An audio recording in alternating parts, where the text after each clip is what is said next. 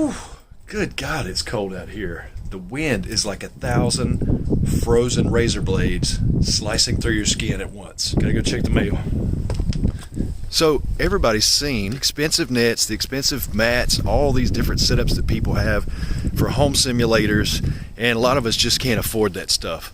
And I've been working on a way for a couple of weeks now, maybe even a couple of months, trying to come up with a way to cut that price way down so that we can afford to actually be able to hit golf balls and get in practice inside the home. I'm going to kind of walk you through some of the video that I recorded while I was constructing my own indoor hitting bay and tell you a little bit about the process, the components that I used, my thought processes behind it. We'll just kind of go through this whole thing. I'm going to show you how to do this on a budget. Sometimes you have a limited amount of space as well. You need something that's going to be safe either in the garage or in a room. And it needs to be indoors because, quite frankly, when it's outside, it's cold, it's windy, it's rainy, it's wet. The conditions are not always ideal outside. And if you had something actually in your home where you didn't have to travel, you could get in a lot more practice and be a much better golfer. I think with what I've done here at a fairly minimal expense. Let's get started. I'm really lucky in the sense that I already have a large mat that I got for free from somebody in my neighborhood. You can look around and find some fairly cheap mats, but you're going to need a hitting mat. Anyway, that cost is not figured in to this build. In this case, I'm using some heavy-duty 12-ounce canvas tarps, some wooden dowels, some plastic chain, and some ceiling hooks. All of these supplies can be found on Amazon.com or at a local hardware store. The only issue with the local hardware store is a lot of times their canvas drop cloths are not going to be the heaviest material or the thickest, most durable material. Sometimes you're going to find a 6-ounce or an 8-ounce, and for this, being that it's an experiment, I definitely wanted to have something that was going to hold up over time and be seriously heavy-duty to take shots from full golf balls. Okay, so I've already run into one little issue. These drop cloths are by a company called Chicago Canvas and Supply. These come highly recommended on Amazon.com. Remember, you can go and click the link in my description. It will take you to your Amazon page. It costs you no additional money, and order anything you want, anything at all, anything you're going to order through Amazon, and it helps to support the channel at no extra cost to you. This is a 12-ounce, which is the heaviest canvas drop cloth that I could get. And you can see here clearly that it says 9 by 12. Now the fine print tells you that because of the hem and things like that, to account for it being about 6 inches short on those measurements, which would give you 8'6" by 11'6". I bought 2 of these 6-foot wooden dowels. Laid these out end to end, and immediately I noticed I have over a foot of extra dowel sticking off of this end. So I brought out the tape measure and measured it. Lo and behold, I don't have 11'6" wide. It's about 10'4", give or take. That's well over a foot short of what I was told would be. Shorted me a little bit of material. Not too happy about that, but the quality of these drop cloths, it is really thick. It looks like it's going to take shots from golf balls really well. We'll find out. Now, if you guys are anything like me, you want to be able to still use your garage to put your car in here, and having these big drop cloths hanging down in your garage may not be conducive to a happy marriage. So I need to be able to retract these suckers back up to the ceiling. And I was looking at purchasing the pulleys and the rope and all these different components separately to create some sort of pulley system that could work like a mini blind, where you just pull one cord and the whole thing goes up nice and level. If I were to buy all those components separately, it would have cost me a ton more money than this twin pack of bike hoists off of Amazon that I got would have cost me. For $25, maybe it was even a little less than that, I got 2 of these bike hoists. And it's got these hooks on it that I can put underneath the bottom of this thing, and then you just pull one rope. It's got a brake on it up top, and then you just tie it around a cleat on the wall, and bam, you pulled it up like a mini blind, and you won't even know it's in here. These ceilings in here are about 12 feet, and the canvases I have are almost 9 feet tall, so there's going to be about a 3-foot difference between the top of the ceiling and the top of the curtain. In order to make this dowel hold up this canvas, I just lay the dowel in there. I'm going to flip this over, and then right along here, I'm just going to start stitching using the needle and the twine. Now, I realize at this point of the video, I may have lost some of you guys. Not everybody is going to be adept at sewing. And let me just assure you, this is not a difficult process. I use some twine and a regular, really thick sewing needle with the largest eye that I could try and thread this twine through, and I just put my stitches about 2 to 3 inches apart from the back to the front. Really simple. At this point, I have the dowel rods in place and everything is sewn up, so it's time to figure out a way to hang it from the ceiling, right? To hang it from the ceiling, I chose some lightweight plastic chain. Now, this stuff, I believe, will hold up about 100 pounds per chain, and that's way more than I need. They come in different lengths, different colors. You order it up. I cut them to length, so I went through and measured my ceiling height minus the amount of my material, and then I cut these chain lengths with some simple pruning shears and just left a little bit of extra length on them just in case, because you can always, hang it an extra link or two higher than you need to. After that, the way to attach these is to just simply take a nail and some cable ties and measure out how far apart you want these to be spaced according to your ceiling joists. Punch the nail through the material to make yourself a pilot hole, and then thread your cable ties through and link up your chain and just pull it really nice and tight so that it's secured. And then you can cut the ends that stick out of the cable ties off and just chuck those, get rid of them. To be able to hang the chain from the ceiling, I chose heavy-duty garage hooks that are meant to hang things like bikes and large items from the ceiling or the wall with.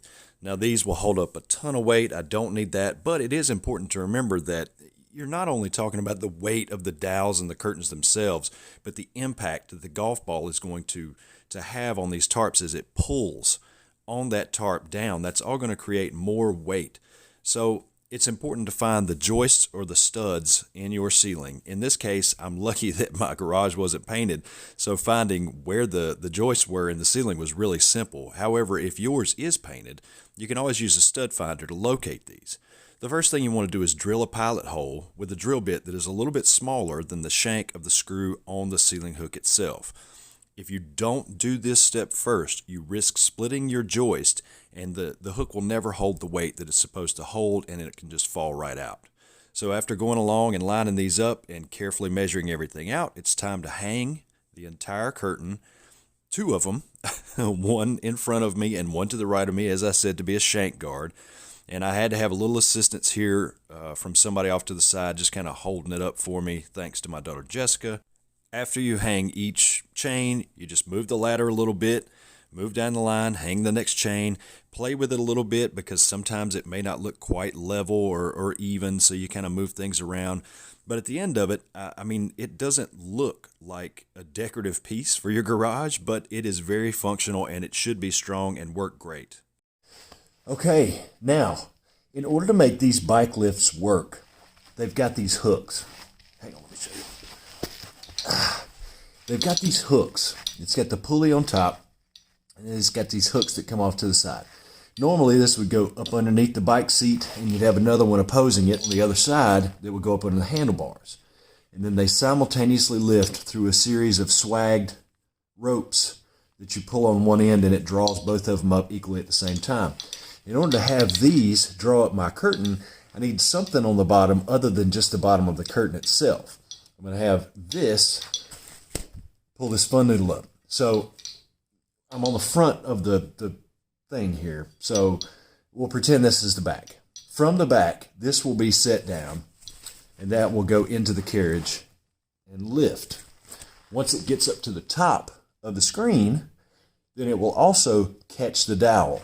So that this fun noodle and then the dowel on top of it, I'll have to guide it a little bit when I lift it, will pick straight up, take the slack out of the chains, and go up as high as I need it to go so that it's out of the way for cars or foot traffic walking around in here, whatever we got to do, just to make sure it's up out of the way. So I've got these fun noodles, and I just ran a razor blade or a knife, either one, straight down the spine, all the way down the length of this fun noodle, these pool noodles. They're like $1 a piece at Walmart, 88 cents even. Then I took cable ties, the same cable tie that I used to attach the dowel to the end of the chain to hang it from the ceiling, poked a hole through it with a screwdriver, just set it down, put a hole through one side, went through the canvas that I stuck into the middle of this. See how this is kind of sandwiched between where I made the cut. Poke the hole all the way through it, stick the cable tie through, pull the cable tie tight, cut off the ends, bam. Now this is attached to the bottom of this. So I'm going to continue to connect the rest of these fun noodles. I'm going to set up the bike rack system on the ceiling and then attach the rope and test it out. I think I should explain at this point that these bike hoists, or any kind of hoist or rope that you're going to use to lift these to the ceiling, it's not completely necessary. It is a cost that you could eliminate, and maybe you've got a better idea to be able to pull these out of the way, or maybe you just don't even care if you pull them out of the way because you don't actually park your car in the garage. I found that a lot of people don't use their garage to hold their cars. It becomes some other room in the house. So if your house is that way and you're not too worried about, pulling these up to the ceiling and getting them out of the way, you'd rather just leave it down 24/7, then that's a cost you can eliminate. That's also time involved in the job you can eliminate, and it will make your life a little bit easier to not have to thread all these ropes through the pulley systems. And also with this bike hoist system, I'll say that the directions for these were not that great. It did take a little bit of just creative thinking on my part to figure out exactly how to get these strung up. The directions are not, well, they're not that clear. But anyway, in the first test run, I had to get the ladder back out at some points. I do have these dowels kind of overlapping, and some of them kind of caught up a little bit, and it does take a little bit of finagling to get these up to the ceiling.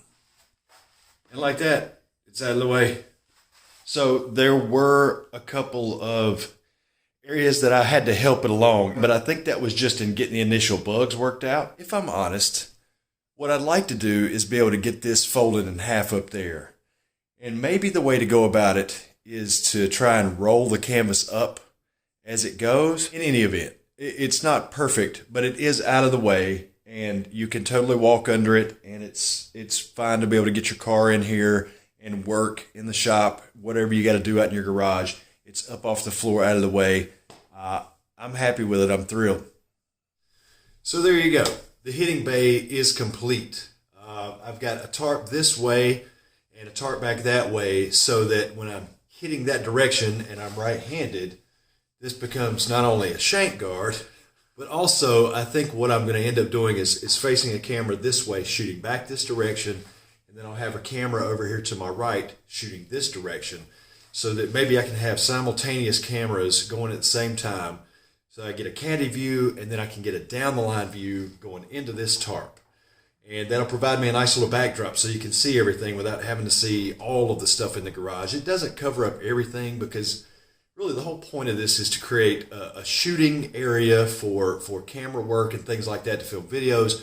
But it also has to be functional in the sense that I need to be able to hit actual golf balls into this and get in my practice. I can hit golf balls into this. I've already been out here hitting a ton, and you can kind of see, I don't know if you can see that in that sheet right there, that the canvas area where you kind of get in that shape, that depression. This thing's taking golf balls like a champ. It really is. I mean, I've hit drivers into this. I've hit 5-irons. I've hit pitch and wedge. I've hit everything into this, and it's taken all the shots for a total cost of about $150.